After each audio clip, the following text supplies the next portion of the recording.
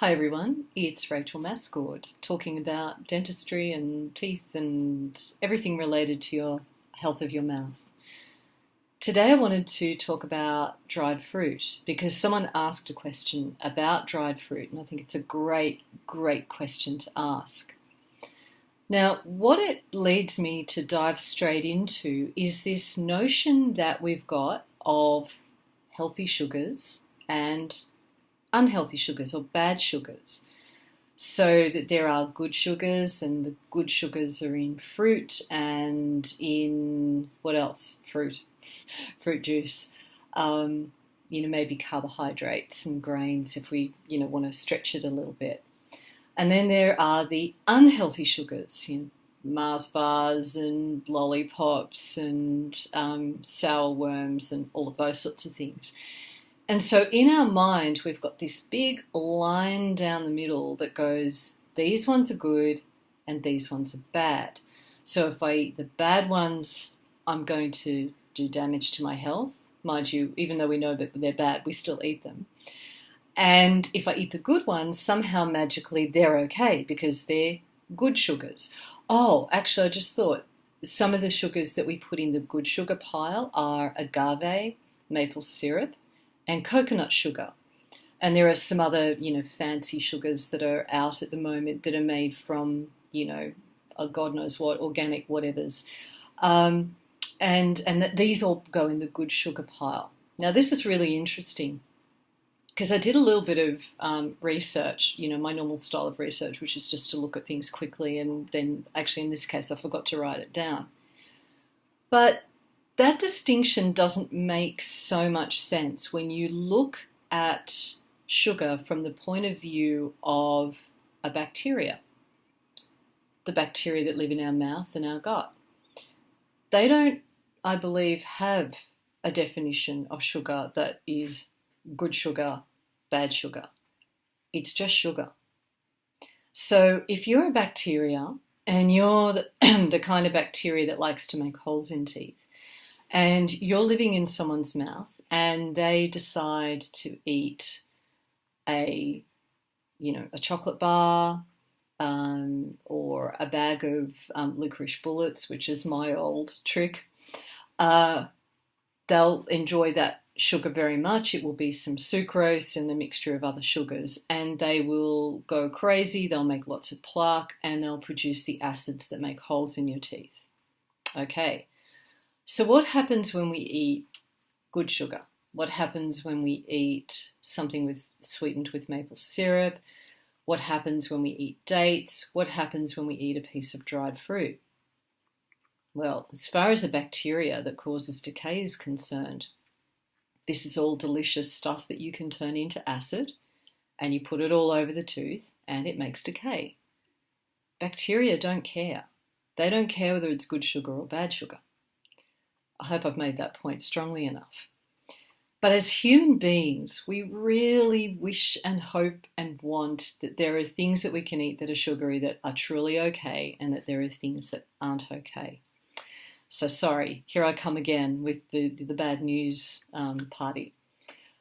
But what that means, though, is that it's really good for us to start to challenge these wishes and hopes and yearnings that we've got, and to start to get far more honest, dare I say, about the impact of these things on our physical body.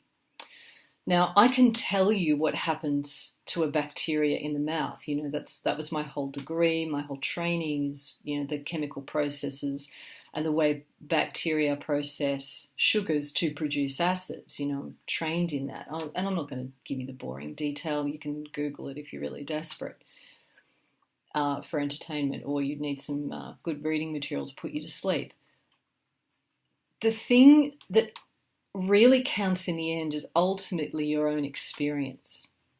That's the only thing that really guides and informs us on, what the impacts of sugar are on our physiology. Now, if you eat sugar, you're not going to know or feel what's happening to the bacteria in your mouth. You can't do that. But what you can feel are the impacts of sugars on your state of being. You can eat something sweet and feel how you feel straight away. And I remember it. I mean, I was a sugar fiend. I loved that stuff. And, I remember the feeling of, the high, I feel fantastic, and the taste, and it's all really great. The thing I liked to ignore was how I felt, between half an hour and 2 hours later, where I was, virtually comatose and like falling asleep and, trying to poke my eyes open with, matchsticks to try and keep them open. And, that was the bit I liked to ignore and pretend wasn't happening. And the thing is, that's the only way we've got of escaping the tyranny of, the good sugar, bad sugar idea that's being sold at the moment. And it's a big one because, if you go into the health food shop, it's full of dried fruit, it's full of, these strange new sugars. Even the supermarket aisles have, the health food section and the coconut sugar and the palm sugar, rice syrup, rice malt syrup, all of these, things that we're being kind of encouraged to believe are better, different, less harming. It's your body that's going to tell you the truth of that or not. Now, one thing I think I might have said in a presentation, I certainly say it to patients all the time, is some of those sugars are a good stepping stone because, white table sugar, that sugar that you generally cook with, if you substitute that with coconut sugar or one of the other alternatives, they have a little bit less sugar in them, only because they've got more other stuff that gives them a different flavour. They're a good kind of a stepping stone, but they're a stepping stone. You don't stay on a stepping stone, you keep walking. And so by all means use them to help you if you are a big white sugar fiend and you want to slowly wean yourself off. But as I said, it's a bit like baby food, where you go from soft food to things like rusk sticks and you slowly step up the intensity and the hardness of food to learn to chew. Getting off sugar is a little bit the same. It's sort of a progression of less and less and less and less sweet things. But we can't fool ourselves. We can't pretend that these things are okay and harmless. They're not. I've seen people cause themselves terrible tooth decay with dried fruit. And in fact, I've had one very, very beautiful patient who years ago was forbidden chocolate by his doctor. And his doctor said, no more chocolate, you can't have chocolate. He put him onto dates. Now, dates are amazing, but this guy was eating a lot of dates. When I saw him, he had annihilated his teeth with decay. And it was, it's a heartbreaking moment that someone has hardly had a new cavity for years. Suddenly they're eating this healthy sugar and there's just decay everywhere, probably combined with his more intense heart medications.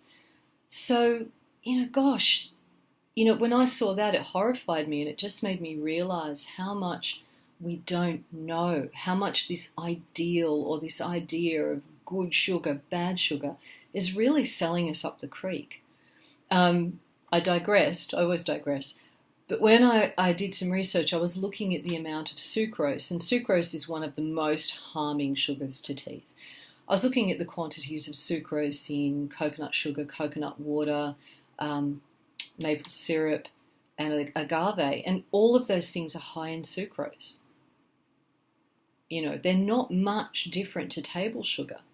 They've got less sugar because they've got, as I said before, they've got more other compounds in them. But the net effect is the same. And one thing I often say to patients is we've got to stop thinking like human beings who want our little sweet treat and our little, yummy sensation, and start thinking more like a bacteria in a way, in terms of the simplicity. If you are a bacteria, you're not sitting there with a book going, is this good or bad? It's just sugar and it just lets you do your mischief. So how do I feel then about dried fruit? I am not particularly keen on it. I think you've got to be extremely limited in the amount that you have. I did get back to dried fruit eventually, if you wait long enough. The main problem with dried fruit is that drying process that does two things. Of course, it drives off the water. Duh. Okay, I know that's obvious, but that has an impact. There's less water, and when you have less water, those sugars become super concentrated. But add to that the fact that dried fruit is incredibly sticky. It gets into the grooves and the biting surfaces of your teeth. It gets in around the gum line. It gets in between the teeth, and it just sits there. And it sits there and it sits there. Are you prepared to clean your teeth every time you eat a piece of dried fruit? Well, maybe, but you have to be extremely thorough. And again, I'm not keen on that idea of I'll do something bad and then I'll do something good to try and make up for it. I always encourage people to reduce their dried fruit intake. If you want fruit, try and eat fresh fruit. You've got the water content, you've got the benefits of chewing. And yeah, okay, you've got the benefit of chewing with dried fruit, but that stickiness, I tell you what, it beats any saliva any day. Hardly anyone's saliva is going to combat that stuff. So in terms of dental health, dried fruit is something that I would discourage. To be honest, I'm not sure it's that great for the gut, but I'd leave that to a naturopath, someone with expertise in that area. I know for myself, when I used to eat dried fruit in my trying to get off chocolate and licorice bullets days, I would eat dried fruit and the impacts were not lovely. I won't discuss them. We don't need to hear about that. But yeah, I hope this, okay, it's always bad news, as we know, but I hope that this helps you just think about things a little bit differently. Start to look at these marketing ploys, these things, these ideas that we're sold as though they are a truth, when they're just marketing. They're just trying to get you to spend your money and buy their products. And are those products good for you? We've got to ask these questions. We can't just be docile and passive and accept what people tell us, including me, and I'm more than happy to be challenged, as I always say. But, just keep it lovely and polite and on topic. So I'll leave you with that. And as you know, this is an open forum. I post it on my Facebook page and my YouTube channel. Feel free to ask questions. And as I said, they will always be graciously answered unless they're completely rude and off the wall, in which case they're just going to be ignored or deleted. So thanks very much, everyone. And I know you probably didn't enjoy that, but I hope it was extremely useful to you and will help challenge some of these ideas that we're being sold as truth that aren't. Bye, everyone.